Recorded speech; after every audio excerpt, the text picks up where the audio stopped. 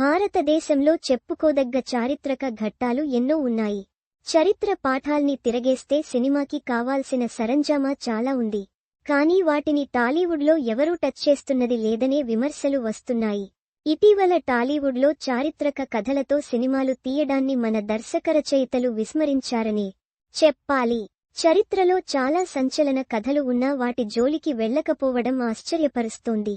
Pan India ట్రెండ్లో ఇది ఊహించని పరిణామం. తెలుగులో ఇప్పటివరకు 5 హిస్టారికల్ డ్రామాలు మాత్రమే వెండితెరకెక్కించారు. బాహుబలి, రుద్రమదేవి, సైరా నరసింహారెడ్డి, గౌతమి పుత్ర శాతకర్ణి, కంచె లాంటి కొన్ని సినిమాలు మాత్రమే తెలుగులో తెరకెక్కాయి.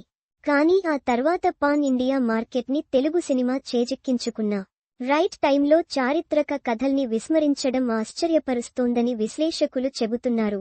నిజానికి క్రేజ్ ఉన్న హిస్టారికల్ డ్రామాల్ని వారియర్ ఎపిక్ స్టోరీలుగా మలిచి బాక్సాఫీస్ వద్ద కలెక్షన్ల సునామీ సృష్టించేందుకు ఆస్కారం ఉన్న టాలీవుడ్లో అలాంటి ప్రయత్నం జరగడం లేదని విశ్లేషిస్తున్నారు. ఇటీవలే ఛత్రపతి శివాజీ వారసుడు సంభాజీ మహారాజ్ కథను చావా టైటిల్తో తెరకెక్కించి బాలీవుడ్ అద్భుత విజయాన్ని అందుకుంది. తెలుగు సహా దక్షిణాది భాషల్లోనూ ఈ చిత్రం మంచి వసూళ్లను దక్కించుకుంది. విక్కీ కౌశల్ పేరు దేశవ్యాప్తంగా మార్మోగింది. తదుపరి ఛత్రపతి శివాజీ విరోచిత కథను టాలీవుడ్ విస్మరించింది.